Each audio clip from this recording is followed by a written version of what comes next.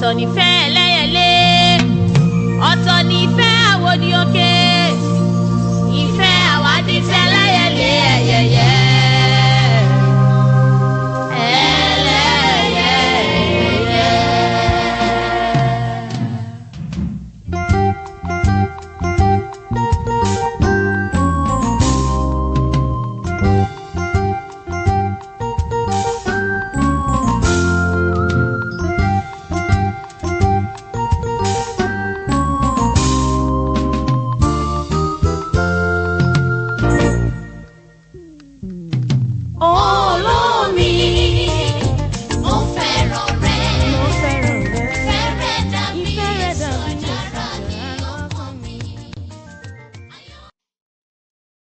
Vous êtes sur l'émission Edidi Fait. Suivez le prêche sur le mariage en islam qui vous sera présenté par votre frère en islam, Akeubeu Omaimesola. أعوذ بالله من الشيطان الرجيم بسم الله الرحمن الرحيم يا أيها الناس اتقوا ربكم الذي خلقكم من نفس واحدة وخلق منها زوجها وبث منهما رجالا كثيرا ونساء واتقوا الله الذي تساءلون به والأرحام إن الله كان عليكم رقيبا وآتوا اليتامى أموالهم ولا تتبدلوا الخبيث بالطيب ولا تأكلوا أموالهم إلى أموالكم إنه كان حوبا كبيرا وإن خفتم ألا تقسطوا في اليتامى فانكحوا ما طاب لكم من النساء مثنى وثلاث ورباع فإن خفتم ألا تعدلوا فواحدة أو ما ملكت أيمانكم ذلك أدنى ألا تعولوا وآتوا النساء صدقاتهن نحلة فإن طبن لكم عن شيء منه نفسا فكلوه هنيئا مريئا. الحمد لله والصلاة والسلام على رسول الله وعلى آله وأصحابه وجميع من والاه. Louange à Allah par essence et par excellence. Louange à Allah par la louange de qui commence tout message. Louange à Allah, le tout miséricordieux, le très miséricordieux. Louange à Allah, l'ubiquiste, l'incommensurable. Louange à Allah, l'unique dans sa seigneurie, l'absolu dans sa déité, le digne d'être loué, le digne d'être glorifié, le digne d'être sanctifié, le digne d'être magnifié. Oh, qu'il mérite nos actions de grâce, qu'il s'y a l'adoration, maître et seul objet de notre vénération, maître de l'autorité absolue, Seigneur des mondes. Que la paix et la bénédiction absolue et parfaite d'Allah soient sur le meilleur des créatures, l'élu, le maître de la prophétie et du message, le valeureux chef musulman Muhammad, sur ses compagnons et sur tous ceux qui emboîteront leur pas jusqu'au jour du jugement dernier. Que la malédiction et la disgrâce d'Allah soient sur le pire des créatures, le déchu, le futé, qu'Allah nous épargne de ses fourberies et finauderies et ne nous compte pas au nombre de ses compagnons au jour de la résurrection. Chers frères et sœurs en islam, honorables fidèles, nous sommes toujours sur le premier thème de notre émission, la rencontre entre l'homme et la femme. 11e partie. Est-il permis à la femme de courtiser un homme?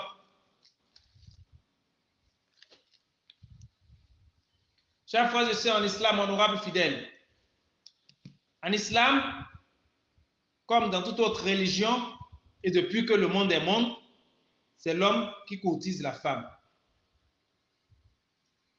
C'est toujours lui qui fait le premier pas vers la femme pour lui faire part de ses sentiments. C'est ce qui est admis et c'est ce qui est décent selon le mœurs. Que la femme se rapproche de l'homme pour lui dire « Tu me plais, je souhaiterais qu'on sorte ensemble ou je veux être ton épouse » semble être grotesque pour certains, altère et vicie l'image de la femme pour d'autres. Mais en revanche, ce problème ne va pas sans susciter certaines interrogations. Est-ce à dire que c'est seulement l'homme et toujours lui qui tombe amoureux de la femme pour que ce soit lui qui fasse tout le temps le premier pas? Est-ce à dire que c'est toujours l'homme qui ressent en premier lieu un sentiment amoureux à l'endroit de la femme? Est-ce à dire que dans le foyer ou dans un couple ou dans une relation quelconque, c'est seulement l'homme qui doit aimer et chérir la femme pour que ce soit forcément lui qui fasse toujours le premier pas? Si la déclaration d'amour devrait être univoque et irréversible, qu'en est-il des femmes de joie qui vendent leur corps et se proposent aux hommes dans les coins de rue et sur les réseaux sociaux? Qu'est-ce qui a bien pu se passer? Quel bouleversement interne a égaré leur conduite pour qu'elles se soient retrouvées dans cette dépravation-là? Voilà autant d'interrogations qui nous interpellent tous et qui m'interpellent particulièrement. Que pense l'islam à ce sujet? Que nous enseignent les injonctions d'Allah et la tradition du prophète sallallahu alayhi wa sallam? Nous allons entrer dans le vif du sujet à travers l'analyse de 3 cas. Premier cas, la femme peut-elle aller toute seule rencontrer un homme et le draguer? Abu Shuka écrit pour sa part: un ami m'a raconté comment, pendant son voyage dans un pays lointain, une femme s'est présentée à lui en lui proposant de se marier avec elle. Devant son étonnement, elle lui dit: je ne te propose pas là de faire quelque chose d'interdit, haram. Je te propose le mariage selon la voie du prophète sallallahu alayhi wa sallam. Si tu es d'accord, nous nous rendrons auprès du juge et nous conclurons le mariage en présence de 2 témoins. Conseiller dans Tahrirul Mar'a, tome 5, à la page 33.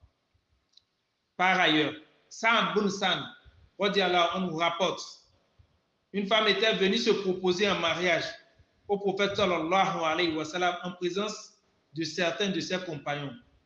Mais celui-ci désista en faveur d'un autre compagnon du prophète qui était le plus dans le besoin. Il lui demanda alors de lui apprendre les versets coraniques en guise de sadaki, ce qui fut fait et le mariage a été célébré, rapporté par Al-Bukhari. Deuxième cas, la femme ou la jeune fille peut-elle demander à son père de faire des pieds et des mains pour l'unir avec un monsieur qu'elle a rencontré dans la rue ou une connaissance du quartier? Ceci s'est passé à l'époque du prophète Moussa alayhi salatu wassalam, entre lui, le prophète Shu'aib alayhi salatu wassalam et ces 2 jeunes filles. Surat Al-Qasas, le récit, chapitre 28. En effet, les 2 jeunes filles du prophète Shu'aib alayhi salatu wassalam s'étaient rendues vers le puits public pour abreuver leurs animaux. Malheureusement, elles s'y ont rendues tardivement et le puits était déjà fermé avant leur arrivée. Le couvercle du puits était si lourd qu'il a toujours été ouvert par 40 grands gaillards. Donc, il leur était impossible d'ouvrir le puits. Elles étaient donc restées là à tourner en rond. Pendant ce temps, le prophète Moussa alayhi salatu wassalam, qui était en fuite de l'Égypte parce que les éléments du pharaon étaient à sa trousse, assis quelque part non loin du puits, les observait. Il a fini par se rapprocher d'elles pour leur demander s'il pouvait les aider.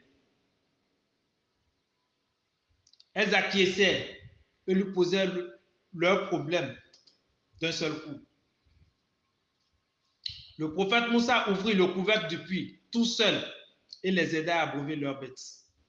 Les 2 jeunes filles, médusées, émues, retournaient à la maison après la fermeture du puits et après avoir remercié leur bienfaiteur. Une fois rentrées, elles narraient la situation à leur papa. Et l'une d'entre elles n'a pas manqué de lui faire cette proposition. قالت إحداهما يا أبت استأجره إن خير من استأجرت القوي الأمين. Sourate Al-Qasas, le récit, chapitre 28, verset 26. La fille disait, ô mon père, engage-le à ton service moyennant salaire, car le meilleur à engager, c'est celui qui est fort et digne de confiance. Coran 28, verset 26. Après l'aveu de son père, Chouaïb, alayhi salatu wassalam, elle alla donc l'appeler. Et celui-ci l'a suivi jusqu'à la maison. Suivant d'autres versions, le prophète Moussa, alayhi salatu wassalam, l'a suivi tout en restant devant elle. Il ne pouvait ni rester côte à côte avec elle, ni rester derrière elle, parce qu'elle n'était pas accompagnée par un quelconque marham. Marham entendait l'homme proche de la jeune fille qu'elle ne peut pas épouser, c'est-à-dire son père, son grand frère ou son petit frère mature. Et le prophète Moussa, alayhi salatu wassalam, ne voulait pas non plus se laisser séduire par la beauté et la féminité de la fille. Il a donc proposé de rester devant elle, quitte à ce qu'elle lui indique la maison par des jets de pierre, arrivé au niveau de chaque tournant. Une fois chez le père, il lui raconta son histoire et celui-ci répondit, n'aie aucune crainte, tu as échappé aux gens injustes. Coran 28, verset 25. Puis il continua.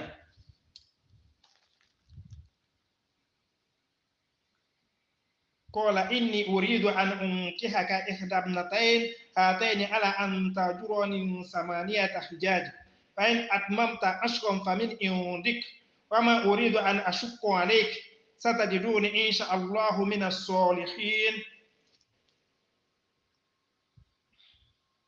Je voudrais te marier à l'une de mes jeunes filles que voici, à condition que tu travailles à mon service durant 8 ans. Si tu achèves 10 années, ce sera de ton bon gré. Je ne veux cependant rien t'imposer d'excessif. Tu me trouveras si Allah le veut du nombre des gens bien. Coran 28, verset 27. Moussa finit alors les 10 ans et repartit de chez Chouaïb avec sa femme Safoura, en plus d'une canne qui symbolisait le cadeau surprise que le prophète Chouaïb lui a offert pour avoir complété 2 ans de travail supplémentaire sur le contrat qui les liait. Troisième cas, un père peut-il aller négocier un homme pour sa fille sans prendre son avis a priori, si tant est qu'il estime que ce serait un meilleur choix pour elle? Abdullah ibn Umar radiallahu anhu rapporte ce léger conflit qu'il y a eu entre son père Umar ibn el-Khattab radiallahu anhu, Abu Bakr Sindik radiallahu anhu au sujet de Hafsa, sa jeune sœur, à l'époque du prophète sallallahu alayhi wa sallam. En effet, Hafsa, la fille de Umar radiallahu anhu, avait perdu son mari, Udaïsou ibn Huzafa as-Samir, mort et enterré à Médine à l'époque. Quelques mois après les cérémonies de veuvage, son père alla rencontrer Ousmane pour lui demander d'épouser Hafsa. Ce dernier lui demanda de lui laisser quelque temps pour y réfléchir. Après moult réflexions, il retourna le voir pour s'excuser et lui dit qu'il est désolé, qu'il ne pourrait pas se lancer dans cette aventure amoureuse au regard de la situation financière difficile qu'il est en train de traverser en ce moment. C'est alors que Omar radiallahu anhu alla voir Abu Bakr Sindik radiallahu anhu. C'est alors que Omar radiallahu anhu alla voir Abu Bakr Sindik radiallahu anhu pour lui faire la même proposition. Ce dernier, contrairement à Ousmane, ne lui a donné aucune réponse. Omar s'est donc dit que c'est sûr qu'il va y réfléchir. 2 mois, 3 mois, 5 mois, 6 mois passèrent. Oumar n'a eu aucune réponse de Abu Bakr Siddiq jusqu'à ce que le prophète sallallahu alayhi wa sallam Allah lui-même fait la cour à Hafsa. Ils se sont mariés. Et ce n'est qu'après le mariage du prophète sallallahu alayhi wa sallam et de Hafsa que Abu Bakr Siddiq alla rencontrer Oumar au sujet de Hafsa. Ce dernier l'accueillit chaleureusement, mais n'a pas manqué de lui faire part de son amertume sur son mutisme au sujet de la proposition en mariage de Hafsa. C'est alors qu'Abu Bakr Siddiq expliquait à Oumar le désir du prophète sallallahu alayhi wa sallam de prendre Hafsa en mariage depuis la mort de son mari. Mais puisque c'était une confidence, il n'avait pas le droit de le dire. Il n'avait pas le droit de la divulguer à qui que ce soit jusqu'à ce que le prophète passe à l'acte. Voilà au fait les raisons de son mutisme. Chers frères et sœurs en islam, honorables fidèles, voilà 3 différents cas où la femme ou ses parents peuvent négocier un quelconque arrangement de fiançailles ou de mariage à leur fille pour lui assurer un bon mariage et un bon ménage. Les hommes bien sont maintenant rares et même plus rares de nos jours qu'à l'époque du prophète sallallahu alayhi wa sallam. Si vous trouvez un homme correct dont vous agréez sa religion et son caractère, vous pouvez entreprendre toutes les démarches possibles pour l'unir de façon légale à votre fille. Je serai à votre actif et ça assurerait d'ailleurs la quiétude et la tranquillité dans votre vie et celle de votre fille. Chères sœurs, chers enfants, utiliser une femme aujourd'hui semble être un sujet tabou ou une hallucination. Mais figurez-vous, le pire s'observe sur les réseaux sociaux et dans certains coins de rue à travers ces femmes délurées, accords, qui altèrent et amenuisent la valeur de la femme. Ne vous demande pas non plus de vous émuler à d'autres plutôt remplis de malveillance, de duplicité, d'hypocrisie et de dérision. Aussi, servirait-il à quelque chose de chercher à être une prude faussement effarouchée, alors qu'en réalité, vous souffrez intérieurement, pendant que celui dont vous êtes amoureux ne le sait ou ne vous connaît même pas. Maintenant, s'il arrivait qu'il soit dans votre entourage ou dans un même quartier de ville que vous, ou peut-être vous travaillez dans une même entreprise, que vous avez la possibilité de le caresser des yeux ou de le séduire, moi je pense qu'aller le voir pour lui avouer ce que vous ressentez pour lui et lui poser vos conditions vous soulagerait et vous auréolait. Et vous auréolait.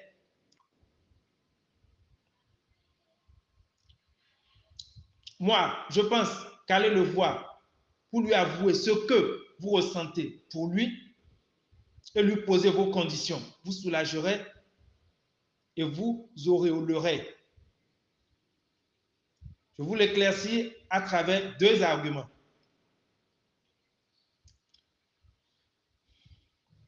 Si le monsieur sait que vous êtes sous son charme et que vous essayez de le séduire ou de le caresser des yeux, il fera le premier pas et viendra vous courtiser, certes, mais il abusera de vous si les sentiments ne sont pas réciproques. 2. En outre, qu'il sache que vous êtes sous son charme ou pas, si courageusement vous allez vers lui pour lui dire exactement ceci, comme l'islam nous le recommande. Je cite, « Monsieur Is, tu me plais bien. Je souhaiterais être ton épouse. Et pour cause, il me plairait que tu viennes demander ma main auprès de ma famille et qu'on fasse un mariage symbolique pour officialiser nos épousailles. » Fin de citation. Vous avez aussi la possibilité de le lutiner ou d'insister 1 ou 2 fois après lui avoir fait cette déclaration sans pour autant avoir des flirts avec lui, c'est-à-dire une quelconque intimité, et tout en restant ferme sur votre position. La réponse peut être oui, s'il est une personne bien, si les sentiments sont réciproques et s'il est aussi dans le besoin. Par contre, s'il est un brut, peu civilisé, des critiques fuseront de toutes parts. Vous assisterez même à certains conciliabules, certes, mais figurez-vous, même si la réponse est non, le fait de le lui avoir avoué vous soulagerait d'une part. Et le fait qu'il n'aurait pas eu la chance d'abuser de vous, parce qu'il ne partage pas les mêmes sentiments que vous, ou qu'il ne veuille pas respecter vos conditions, vous honorerez d'autre part.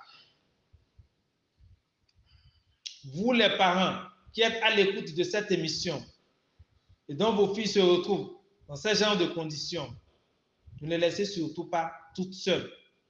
Parce que c'est maintenant qu'elles ont le plus besoin de vous. Et c'est le moment plus que jamais de les assister dans cette dure épreuve. D'autres garçons bruts et immatures vous traiteront certainement de filles faciles, sans pudeur, sans vergogne. Oui, dites-leur que si c'était à refaire, vous n'attendriez plus que ce soit l'homme dont vous êtes sous son charme qui vienne vers vous le premier. Que Khadija, la première femme du prophète sallallahu alayhi wa sallam, malgré tout son rang social, bien qu'elle était convoitée par les hauts dignitaires de la Mecque à l'époque, malgré qu'elle soit l'aînée du prophète de très loin, a été la première à courtiser le prophète sallallahu alayhi wa sallam, et ça lui a valu 3 titres honorifiques. La femme du plus noble prophète, reconnue par toute la communauté musulmane. Celle qui a eu le certificat du paradis avant sa mort. L'une des plus nobles femmes du paradis après Assia et Mariam. Ne saurait finir ce sous-titre du premier thème sans répondre à la question qui nous a été posée à l'entame de cette émission. Est-il permis à la femme de courtiser un homme en islam? Chers frères et sœurs en islam, honorables et fidèles, la réponse est oui. Mais si et seulement si elle nourrit de nobles intentions à son égard et non pour mener une vie de débauche. En outre, pourrait-on parler de la rencontre entre l'homme et la femme sans pour autant mentionner le fait qu'un homme, qu'une femme tombe amoureux, sans parler de coup de foudre? Comment se manifeste même ce phénomène? Quelle grande différence y a-t-il entre ces 3 expressions, tomber amoureux, coup de foudre et l'amour lui-même? Tel sera l'objet de notre rencontre la toute prochaine fois dans la 12e partie de cette émission. Ce grand thème, le mariage en islam, est un débat assez subtil et très délicat. Et nul ne sera de trop pour apporter sa pierre à l'édifice dans cette tâche combien noble et exaltante. C'est pourquoi tous vos apports et suggestions pour mieux la conduire sont les bienvenus. Vous pouvez nous contacter sur notre page WhatsApp personnelle, plus 229 63 20 11 82. Nous avons spécialement constitué un groupe WhatsApp pour cette émission à l'endroit de ceux ou celles qui sont à la recherche de leur âme sœur. Ils pourront nous contacter à travers ce numéro WhatsApp, plus 229 61 57 56 82 ou plus 234 704 458 72 81. Pas sérieux et plaisantin, s'abstenir. Nous avons aussi constitué un groupe Facebook à l'endroit de ceux ou celles qui ont des problèmes conjugaux à résoudre ou à exposer ou prendre des conseils auprès des membres du groupe. Ils pourront également nous contacter à travers les numéros que nous venons de communiquer. Votre cher frère en islam, Akeoubaou Omaïmesola, choisir avec qui parler de sa vie sentimentale est important, mais connaître avec qui garder le silence l'est encore plus. À qui veut comprendre, on a besoin de prêche. Qu'Allah nous compte au nombre de ceux qui écoutent sa parole et s'évertuent à la mettre en application de la meilleure manière. Qu'il nous compte au nombre de ceux qu'il préfère, qu'il a choisi, qu'il guide sur le droit chemin, ceux auxquels il inspire de l'invoquer pour qu'il ne l'oublie pas, ceux dont il fait ses élus pour qu'il n'adore rien que lui seul. Qu'Allah fasse que la fin de notre vie soit la plus heureuse, l'issue de nos actes la plus fructueuse et nous réserve une bonne place dans les hautes sphères du paradis sans fin. عباد الله إن الله يأمر بالعدل والإحسان وإيتاء ذي القربى وينهى عن الفحشاء والمنكر والبغي يعظكم لعلكم تذكرون سبحانك اللهم وبحمدك أشهد أن لا إله إلا أنت نستغفرك ونتوب إليك سبحان ربك رب العزة عما يصفون والسلام على المرسلين والحمد لله رب العالمين.